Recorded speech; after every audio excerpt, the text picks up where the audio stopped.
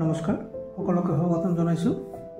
আজিৰ আলোচনাৰ বিষয়টো হ'ল ইলেকশ্যন ডিউটিত পৰা first polling officer, second polling officer আৰু থাৰ্ড পলিং অফিচাৰৰ কৰণীয় সম্পৰ্কে কি কি কৰিব লাগিব, ডিউটিটো আপুনি কেনেকৈ কৰিব, কেনেকৈ সাকসেসফুলি কৰিব পৰা যাব সেইটোৰ ওপৰত আলোচনা। আৰু আপুনি যদি চেনেলটো নতুন আহিছে, নতুনকৈ চাই আছে, তেনেহ'লে চেনেলটো সাবস্ক্ৰাইব কৰি দিব। আৰু যদি বুজাত কোনো অসুবিধা হয় তেনেহ'লে কমেণ্টত জনাব। মই নিশ্চয়কৈ আপোনাৰ প্ৰব্লেমৰ সলিউশ্যন দিবলৈ চেষ্টা কৰিম। আৰু লগতে ভিডিঅ'টো লাইক কৰি দিব। গতিকে আহক আজি আমাৰ আলোচনাৰ বিষয়টো চাওঁ আৰু আপোনালোকৰ কি কি আছে ডিউটি কৰণীয় সেইটো চাই লওঁ। আমাৰ ফাৰ্ষ্ট আছে ইয়াত ফাৰ্ষ্ট পলিং অফিচাৰ। গতিকে ফাৰ্ষ্ট পলিং অফিচাৰে কি কি কৰিব লাগিব ইয়াত দিছে, in-charge of mark copy of the electoral roll. আপোনালোকৰ যিটো ইলেক্ট্ৰেল ৰোল আপোনালোকৰ হাতত দিব, সেই ইলেক্ট্ৰেল ৰোলৰ আপুনি হ'ল ইনচাৰ্জ ফাৰ্ষ্ট পলিং অফিচাৰ। আৰু আপুনি সেইটো কি কৰিব লাগিব, আপুনি সেই ইলেক্ট্ৰেল ৰোলত মাৰ্ক কৰিব লাগিব যিজন ভোটাৰ আপোনাৰ ইয়াত আহিব, ডকুমেণ্ট শ্ব' কৰিব আৰু তেখেতে চিৰিয়েল নাম্বাৰটো আপুনি যিটো মাৰ্ক কৰিব সেইটো এই ইলেক্ট্ৰেল ৰোলত মাৰ্কটো কৰিব লাগিব। তাৰ লগত কি আছে আৰু ভেৰিফিকেশ্যন অফ আইডেণ্টিটি অফ ইলেক্টৰ্ছ। সেই যিজন ব্যক্তি আহিব আপোনাৰ ওচৰত ভোট দিবলৈ, তেখেতে কি আইডেণ্টিটি লৈ আহিছে সেইটো আপুনি ভেৰিফাই কৰিব লাগিব। ছাপ'জ ভোটাৰ আই ডি হ'ব পাৰে, আধাৰ কাৰ্ড হ'ব পাৰে, বা আৰু কেইটামান লিষ্ট আছে আপোনাক অলপ পিছত দেখুৱাই আছোঁ। সেই লিষ্টৰ ভিতৰত যিকোনো এটা ডকুমেণ্ট যদি লৈ আছে সেইটো আপুনি ভেৰিফাই কৰিব লাগিব যে সেইটো এই ব্যক্তিজন হয় নে নহয়। আৰু এটা আছে, সেইটো হ'ল read out serial number loudly. সেই ব্যক্তিক আপুনি চিনাক্তকৰণ কৰাৰ পিছত তেখেতৰ চিৰিয়েল নাম্বাৰটো ওলাই লোৱাৰ পিছত তেখেতৰ চিৰিয়েল নাম্বাৰটো কিমান সেইটো আপুনি লাউডলি ক'ব লাগিব, মানে জোৰকৈ ক'ব লাগিব, যাতে সেইটো সেই ৰুমত থকা মানে যিমান কেইজন পাৰ্চন ৰুমৰ ভিতৰত থাকিব সকলোৱে যাতে শুনিবলৈ পায়। পলিং এজেণ্ট আৰু আপোনাৰ পলিং অফিচাৰ যিকেইজন আছে সকলোৱে যাতে শুনিবলৈ পায়, তেনেকৈ লাউডলি সেইটো ক'ব লাগিব। তাৰে লগত আৰু কি আছে, draw lines across the box with the red ink in the electoral roll. যিটো ইলেক্ট্ৰেল ৰোল থাকিব, যিটো আপোনালোকৰ লগত যিটো পেজবিলাক থাকিব, ভোটাৰ লিষ্ট যিটো আছে আৰু সেইটোৰ কি কৰিব লাগিব, আপুনি এটা ৰেড ইংকেৰে কলম চিয়াহীৰে সেইটো কি কৰিব লাগিব, লাইন এক্ৰছ কৰিব, মানে এটা কোণৰ পৰা আন এটা কোণলৈ আপুনি কাষ টানি দিব লাগিব। সেইটো কেনেকৈ কৰে সেইটো ইয়াত আছে, আপোনাক দেখাই দি আছোঁ, এইটো চাওক। এই ধৰণে আপুনি এটা কোণৰ পৰা আন এটা কোণলৈ এই ধৰণে এটা মাৰ্ক কৰিব লাগিব ৰেড পেনেৰে। ঠিক আছে, ইয়াত আৰু কিছু কৰণীয় আছে আৰু অলপ মানে কথা আছে, সেইটো আপুনি জানিব লাগিব। কি কৈছে, also' round off the serial number in case of female. যদি ইলেক্ট্ৰেল যিজন আছে, যিজন ভোট দিব আহিছে, তেখেত যদি ফিমেল হয় তেনেহ'লে আপুনি এই ধৰণে মাৰ্ক দিয়াৰ পিছত আৰু কি কৰিব লাগিব, সেই চিৰিয়েল নাম্বাৰত ৰাউণ্ডকৈ এটা আপুনি চাৰ্কেল কৰি দিব লাগিব। অ'কে, যদি মেল হয় তেনেহ'লে অকল আঁচটো টানি দিলে হ'ল, ক্ৰছ লাইনটো দি দিলে হ'ল। কিন্তু ফিমেল হ'লে ক্ৰছ লাইনৰ লগত এটা চাৰ্কেল কৰিব লাগিব চিৰিয়েল নাম্বাৰত। আৰু যদি ট্ৰান্সজেণ্ডাৰ হয় তেনেহ'লে আপুনি কি কৰিব লাগিব, ষ্টাৰ মাৰ্ক কৰিব লাগিব সেই চিৰিয়েল নাম্বাৰৰ ওচৰত। অ'কে, বুজা গৈছে? তিনিটা, ইয়াৰ বাহিৰে তাৰ একো নহয়। মেল, ফিমেল আৰু ট্ৰান্সজেণ্ডাৰো একদম মিনিমাম নাথাকে। যদি থাকে তেনেহ'লে ষ্টাৰ মাৰ্ক কৰি দিব, আৰু যদি নাই তো ভাল কথা।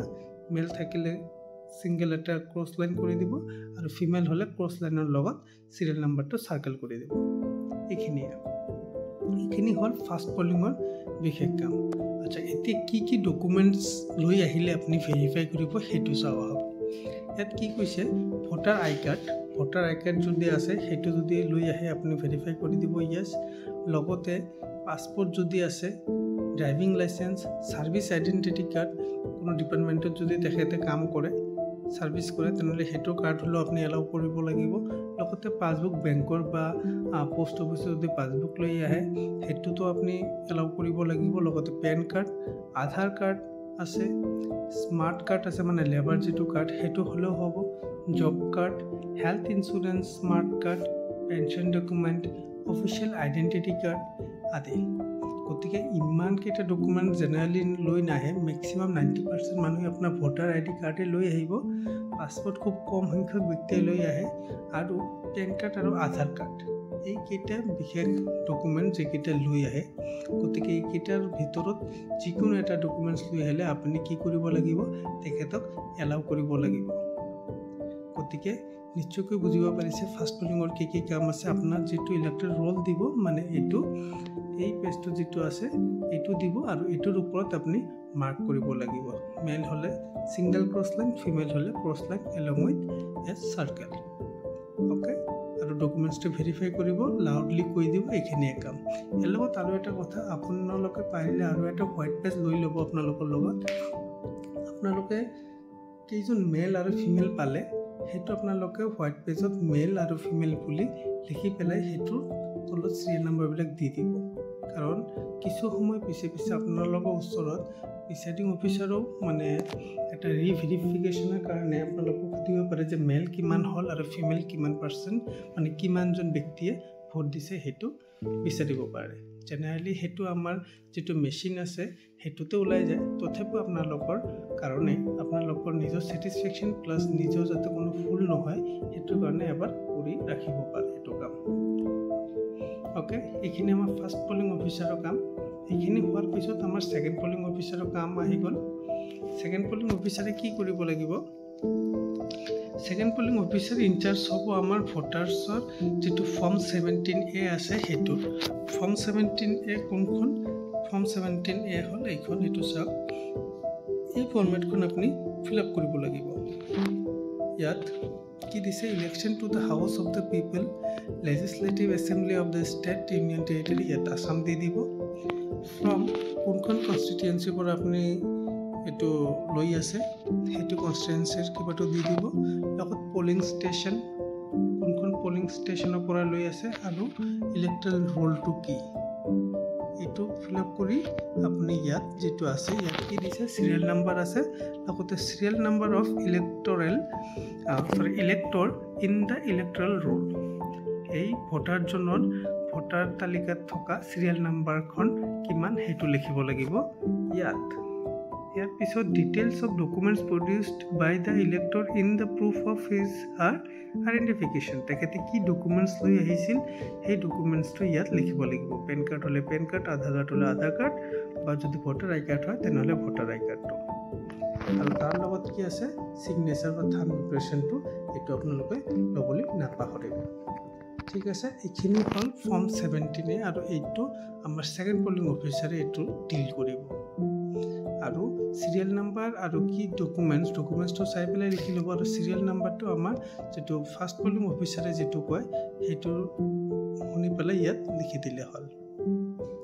এইটো এটা আৰু এটা আছে obtain signature or thumb impression of his elector, এইটো হৈ গ'ল। ইছুৱেঞ্চ অফ ভোটাৰ শ্লিপখন দিব। ঠিক আছে, ইন চাৰ্জ অফ ইণ্ডিভিজুৱেল, আৰু চিআইখনৰ দায়িত্ব কি থাকিব এই ছেকেণ্ড পলিং অফিচাৰৰ থাকিব। বুজি পাইছে? কি ফৰ্ম 17A ছিগনেচাৰ লোৱাটো সেইটো ফৰ্ম 17Aতে পৰি যায়, আৰু ভোটাৰ শ্লিপ দিব লাগিব, তাৰে লগত চিআইখনো দিব লাগিব। গতিকে দায়িত্ব আছে, দায়িত্ব অলপ বেছি আছে ছেকেণ্ড পলিং অফিচাৰৰ, যদি আমি এইটো ডিটেইলছ চাব যাওঁ। গতিকে এইখিনিয়ে কাম, ইয়াত আৰু মানে ইমান পাজেল হ'ব লগা একো নাই। আপুনি ফৰ্ম 17A এখন ফিল আপ কৰিব, ভোটাৰ শ্লিপ দিব, আৰু চিআইখন লগাই দিব, হৈ গ'ল আপোনাৰ কাম শেষ। এতিয়া আহি যাব আমাৰ third polling officer. Third polling অফিচাৰে কি কৰিব? In charge of CO as per the direction of PO, presiding officer. PO মানে প্ৰিচাইডিং অফিচাৰ। গতিকে তেখেত কি হ'ব? এই মেচিনখনৰ কিবাত থাকিব, ইনচাৰ্জত থাকিব। আৰু ৰিচিপ্ট অফ ভোটাৰ শ্লিপ, এই ভোটাৰ শ্লিপ যিটো আমাৰ কি কৰিলে, আমাৰ ভোটাৰ শ্লিপ যিটো আমাৰ ছেকেণ্ড পলিং অফিচাৰে দিলে সেইটো তেখেতে ল'ব, চাব, চাই পেলাই ভেৰিফাই দ্য ইণ্ডিভিজুৱেল, হাতত চিআইখন ল'ব আছে নে নাই সেইটো চাব। যদি আছে, issue the ballot paper for casting vote, তেতিয়া কি কৰিব? এই issue the ballot for casting vote, এই বেলটৰ কিবাটোত কিবা কৰিব দিব, ভোট দিব দিব, চুইচখন টিপি দি ভোট দিব দিব। ঠিক আছে। গতিকে থাৰ্ড পলিং অফিচাৰৰ কি কাম হ'ল? থাৰ্ড পলিং অফিচাৰৰ কাম হ'ল যে ভেৰিফাই কৰা যে তেখেতে ভোটাৰ শ্লিপ যিটো ছেকেণ্ড পলিং অফিচাৰে দিছে সেইটো তেখেতে হাতত আছে নে নাই সেইটো লৈ লোৱা, শ্লিপটো লৈ লোৱা। তাৰ লগতে আৰু কি যে হাতত চিয়াহীখন আছে নে নাই সেইটো চোৱা, মানে সেইজন ব্যক্তিয়ে হয় নে নাই সেইটো চাব লাগে, আৰু সেইটো চোৱা, আৰু যদি আছে তেনেহ'লে সেই মেচিনটোত টিপি দিয়া। বাছ চাব লাগে আৰু টিপি দিব লাগে। আৰু টিপি দিয়াৰ পিছত তেখেতে যেতিয়া যাব যে মেচিনত কিবাটো দিব, ভোটটো দিব, চাউণ্ড হ'ল, বাছ হৈ গ'ল, ভোট কমপ্লিট। আকৌ নেক্সট প্ৰচেছ, আকৌ এজনকৈ আহিব আৰু এই ধৰণে আমি কামখিনি সম্পূৰ্ণ কৰিব লাগিব। গতিকে আশা কৰিছোঁ আপোনালোকে নিশ্চয়কৈ বুজি পাইছে। গতিকে আজিৰ ভিডিঅ'ত এইখিনি। যদি আপোনালোকৰ প্ৰয়োজন হয় নেক্সট লাগিলে প্ৰিচাইডিং অফিচাৰৰ কি কি দায়িত্ব আছে আৰু কি ডকুমেণ্টছ লৈ আপোনালোকৰ মানে কাম আছে সেইটোৰ ওপৰতো লাগিলে এটা ভিডিঅ' বনাই দিয়া যাব। যদি প্ৰয়োজন আপোনালোকে কমেণ্টত জনাই দিয়ক। আৰু যদি ভিডিঅ'টো ভাল পাইছে তেনেহ'লে লাইক আৰু শ্বেয়াৰ কৰি দিয়ক।